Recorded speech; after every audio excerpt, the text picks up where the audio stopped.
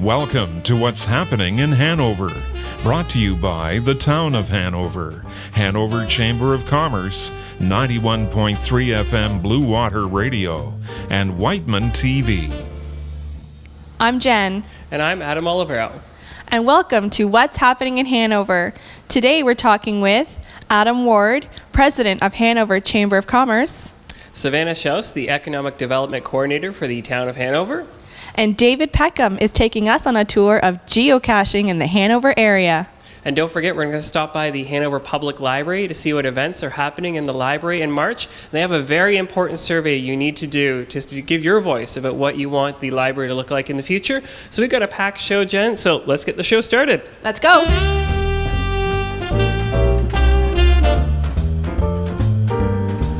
So welcome back to What's Happening in Hanover. I'm Adam Olivero, and I'm here now with Norma Graham, the Assistant Librarian at the Hanover Public Library. And Norma, you are going to talk to us a bit of the programs that are coming up in March at the library. Yes, we have some wonderful things coming up in March. For young families out there, they'll be interested to know that we'll be having some wonderful programs during March break for kids, mostly kids 14 and under. I'm not going to give you all the details right now, but we will be promoting that around, and there's all week there's going to be some things for kids to do at the library.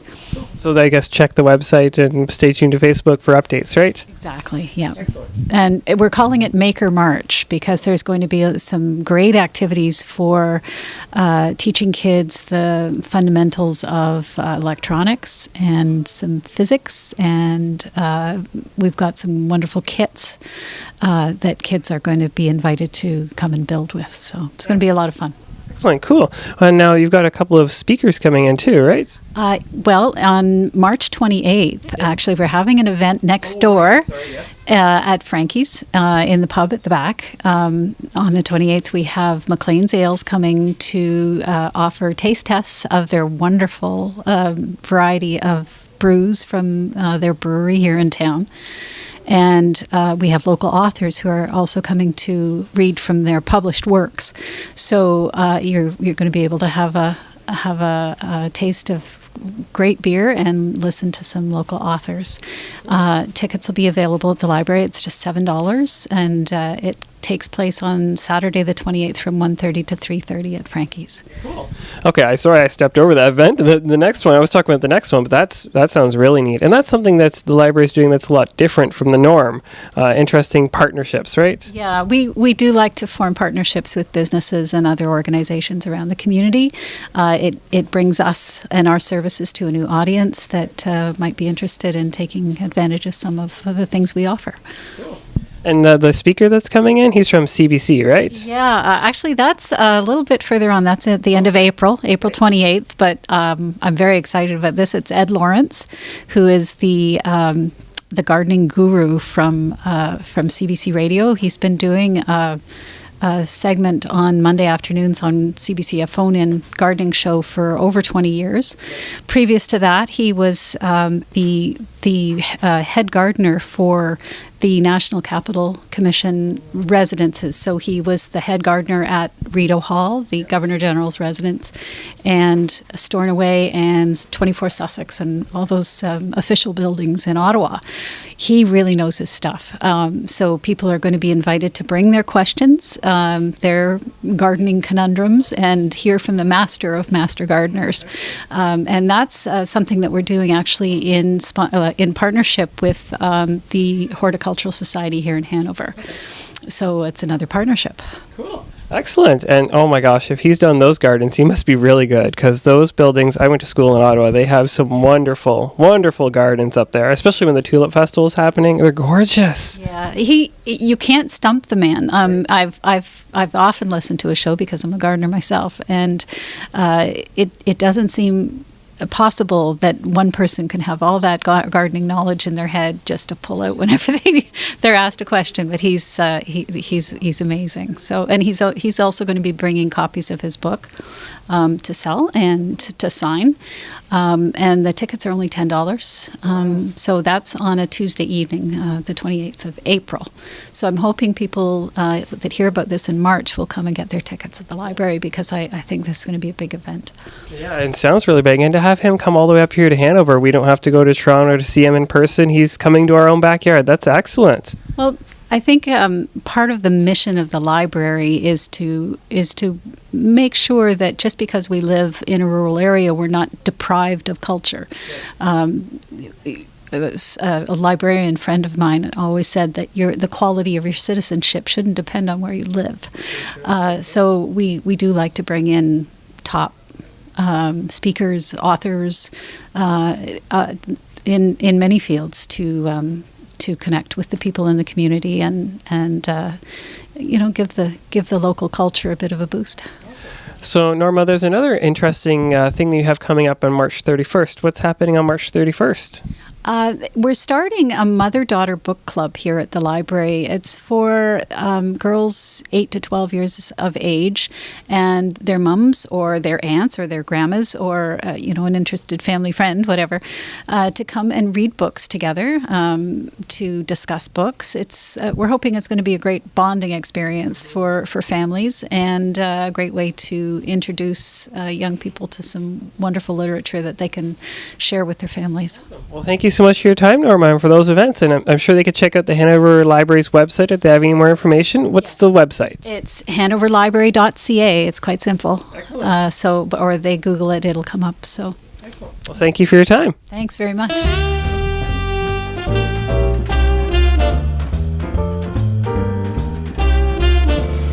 Hi, I'm Jen Olivero. I'm here with Amanda Peckham, and we are talking about Project Baby It's Cold Outside, and today it certainly is. It is a very refreshing -14, and I don't know what the wind chill is out there. So Amanda, how did this project get started, and what is it all about? So the project got started, we seen a news article on the London News that Orangeville had started this on private property, and we thought, hey, why not be doing this locally? We've got people here that are in need. And that's how it kind of got started. And why?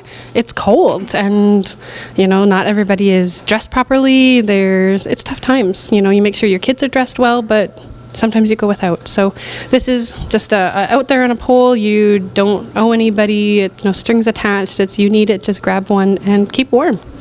So what can we donate towards the project? Well, we are taking scarves to put them on the poles, but you can also donate your hats and your mitts and warm socks, all gently used or new. The hats, mitts, and socks are going to the food bank, and the scarves are going out on the poles, so nothing will really go to waste. We will keep accepting, and even when the warm weather comes and snow is gone, we'll still accept donations and carry on to start for next year.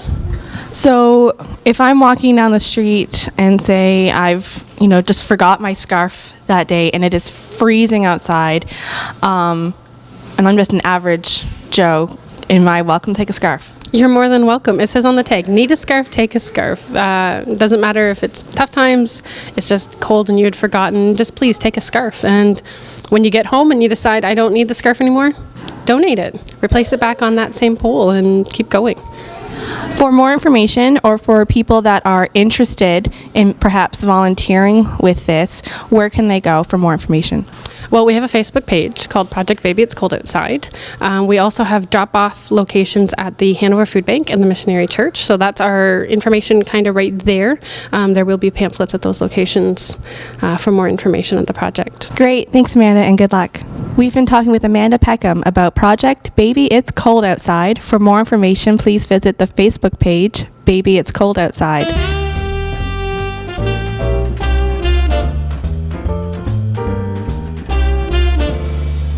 Hi, this is Jen, and I'm here with the president of the Hanover Chamber of Commerce, Adam Ward.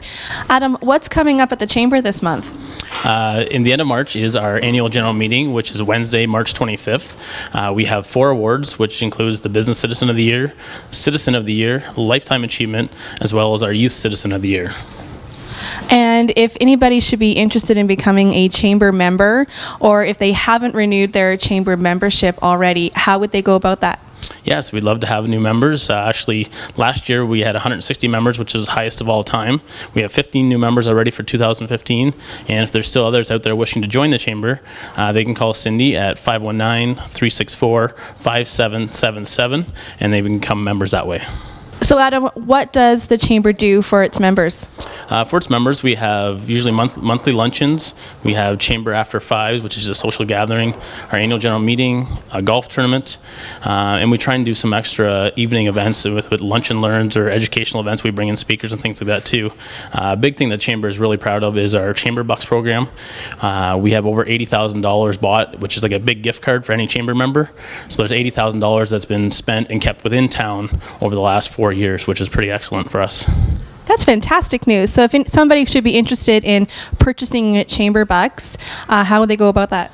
Again, they can either visit Cindy at the Chamber office or give her a call at 519-364-5777. And can we use them at any Hanover business or Chamber members only? Just the Chamber members that are on the back of the Chamber Bucks. So it actually has a listing of all the Chamber members on there. So that made it nice and easy then. Exactly. Great. Thank you, Adam, for joining us today. Thank you very much.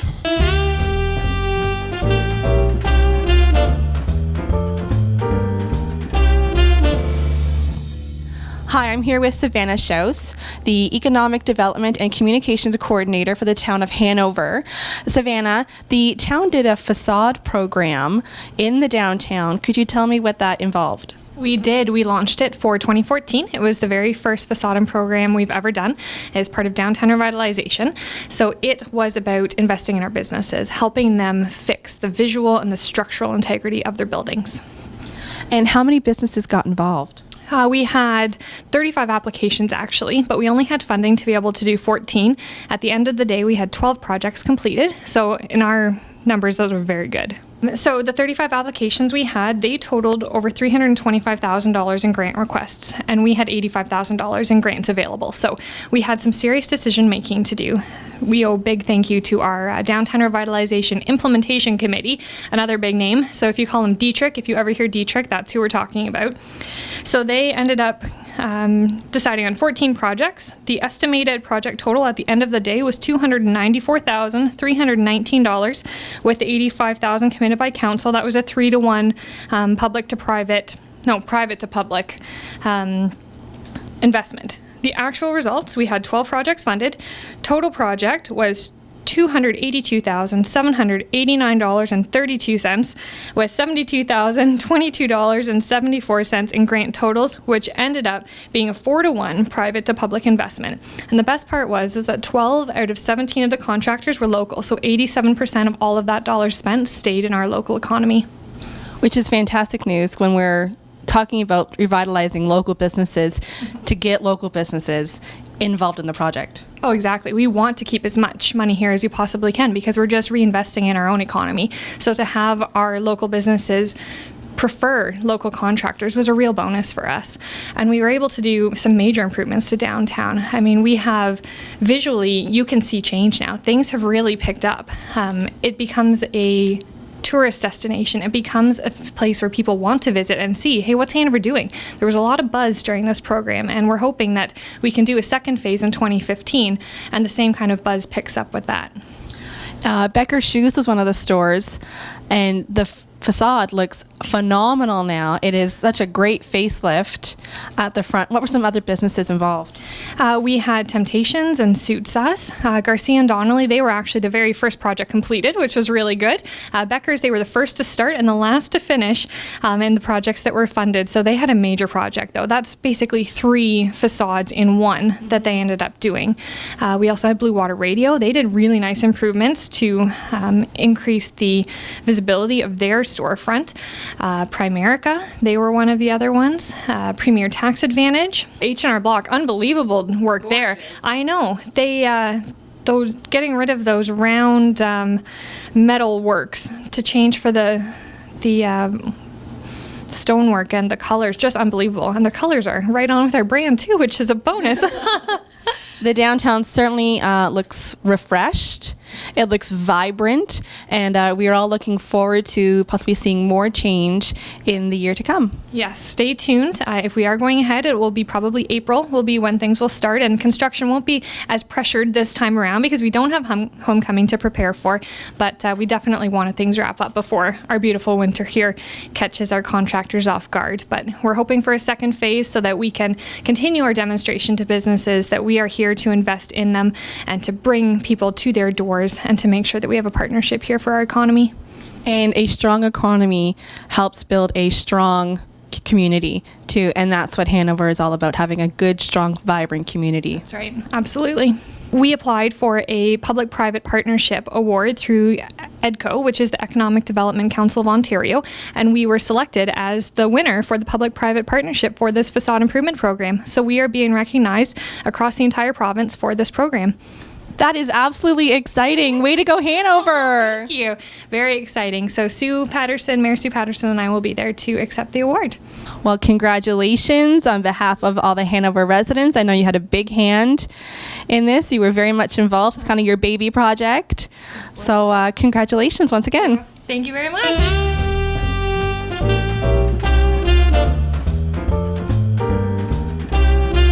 It's Jen, and I'm here with Dave Peckham. Dave, we are on a trail in the snow. That's right. What are we doing here today? We're geocaching. Have you ever heard of it? Kinda, sorta, not really. So what's involved with geocaching? Well, geocaching is an outdoor adventure, a high-tech outdoor adventure for people that have like a GPS or a GPS-enabled smartphone or tablet, and they can come out into areas like this, even farther and better areas, and find caches, containers that other people have hidden.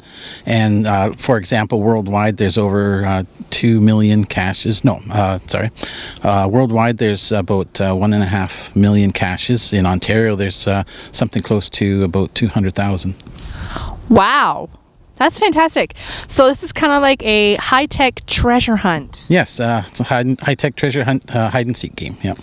So what's involved when we go geocaching? If I find a cache, what do I do?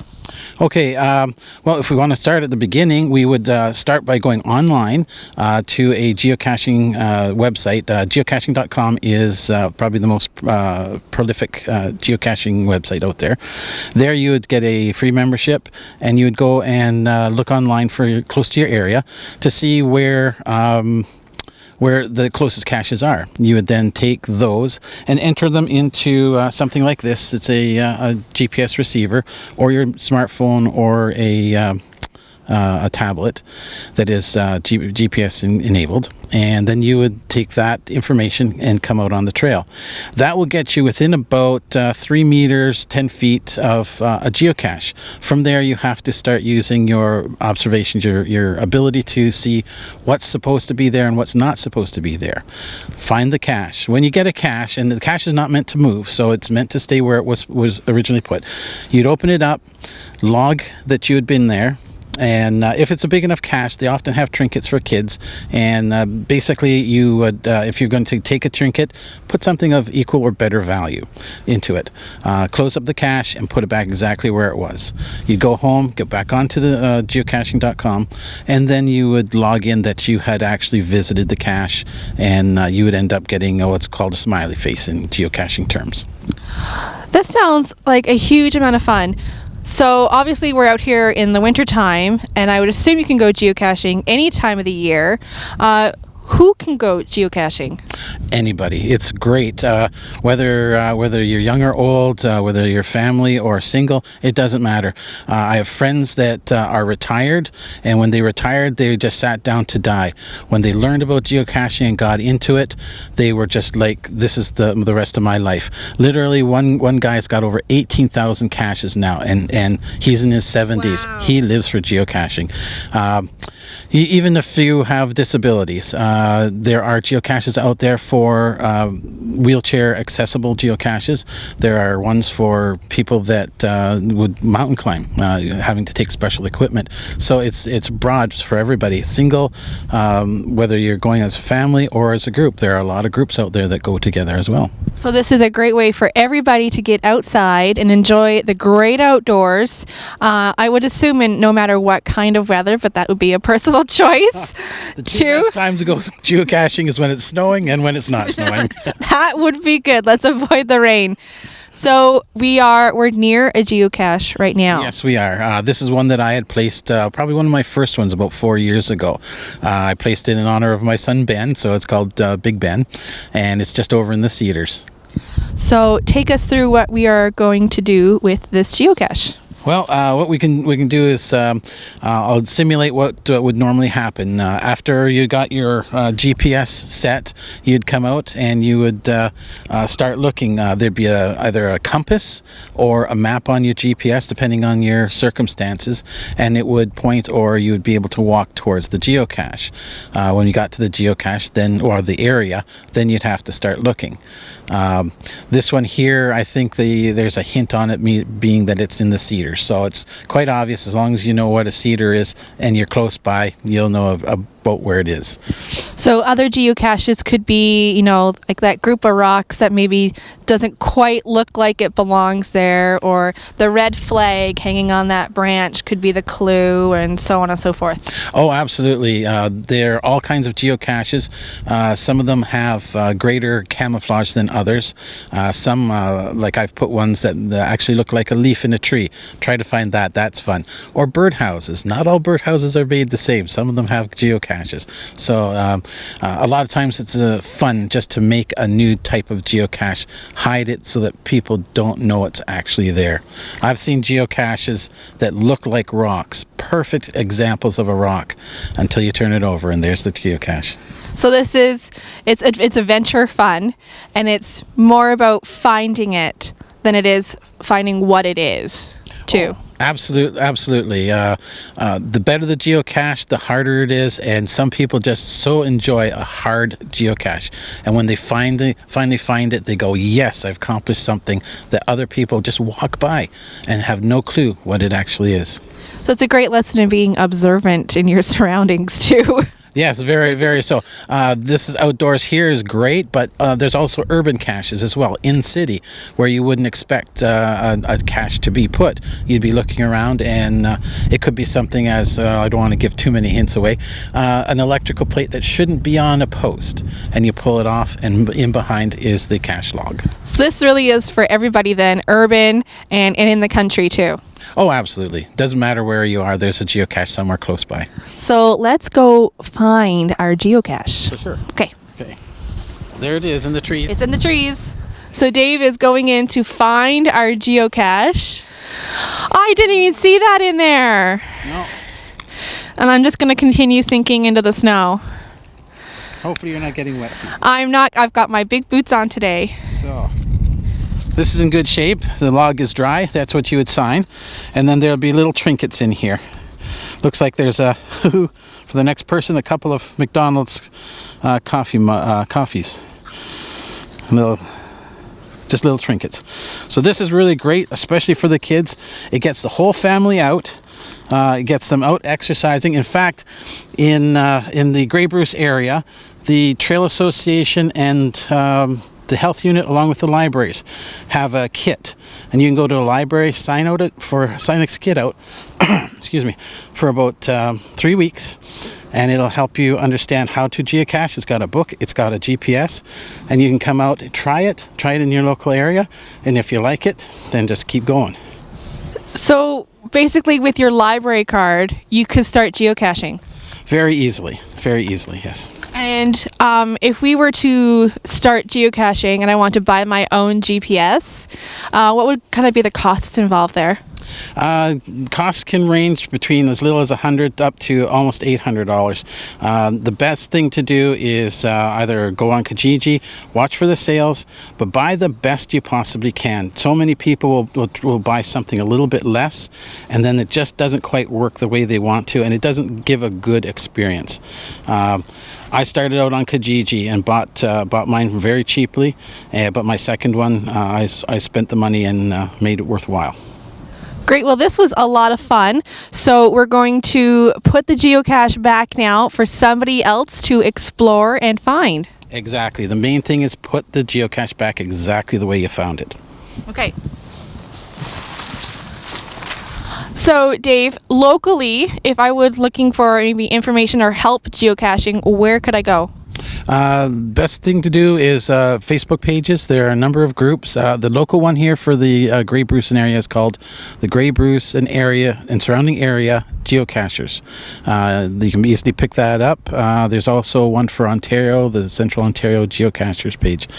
There you can hook up with other people and other smaller groups, and the social aspect of things is a whole new area which is awesome. Just totally awesome. Great. Thank you for talking to us today about geocaching. You're most welcome. I'm glad to do it.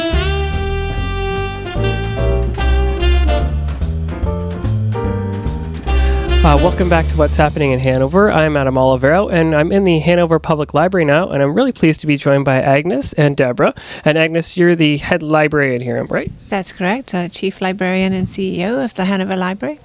And Debra, what's your role at the library? I sit as a trustee on the library board, and I'm the chair of the Strategic Planning Committee. And what's happening right now that's interesting is the library is looking for input from the community.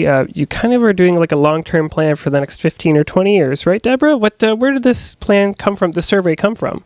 Well, last last couple of years, we've been working on a strategic plan, and we really are the living room of the community. It's the place to come. And so we thought, we've been working on this for a while, like what can we do for the future? So we really need our community to tell us, what do they want? What can we add to our library that's not here? So we want to ask them. Cool. And so, Agnes, we're encouraging people to take the survey because without input, there's not going to be much of anything for you guys to work from, essentially, right? That's right. We want to get at least 450 responses to our survey, and it's difficult to get that many people to take the time. So the survey doesn't take long. It's only about 6 minutes to do. It's available on our website, and we have prizes. So that's the encouragement for people to actually do the survey. And what are some of the prizes then, just so people know? We have a tablet as our top prize, and we also have $75 in Hanover Chamber bucks that can be spent locally, and 3 prizes of $50 of Hanover Chamber bucks as well. Well, those are some good prizes. That's some encouragement. So what does the library, I know you're mentioning you're kind of getting community input. What does the library itself want to do in the next 15 to 20 years? Well, the library does want to continue being the living room of the community, to encourage people to spend time in the library, meeting socially, learning, working together creatively, and using the library resources. What we don't know is exactly what kind of resources those should be. And that's where the Future Direction Survey comes in. Right. Like who wants paperback books over more ebooks? Would we need more computers for Minecraft? That kind of stuff, right? Yes, those things and any other kind of programming that is needed in our community. So we are offering ideas through the survey of things that people might not realize that libraries do nowadays, which would include, for instance, maker spaces where people can learn about how to create electronic things, or cookery classes, perhaps, or any of the many different options for programming that perhaps maybe were done before by a night out that hasn't been done for quite some time now, where the library can maybe fill a gap in our community. Cool. Well, that's the interesting thing I've always found about this library. It's not, so to say, a stuffy library. You have to be quiet and come in, get your book and leave. It's so much more. The kids' corner, we're in the teen zone right now. There's computers, there's books for everybody, right? That's right, and we're a space too for people to come and do whatever they would like to do. So we have groups that come here to knit together. We will have a book club for moms and daughters. We also have some ladies who come and play mahjong. They're happy for anyone to come and join them and learn how to play. We often have 7 or 8 people playing mahjong together for a couple of hours. All kinds of things go on at our library. Awesome. Well, thank you so much, Agnes and Debra. Anything you wanted to add, Debra?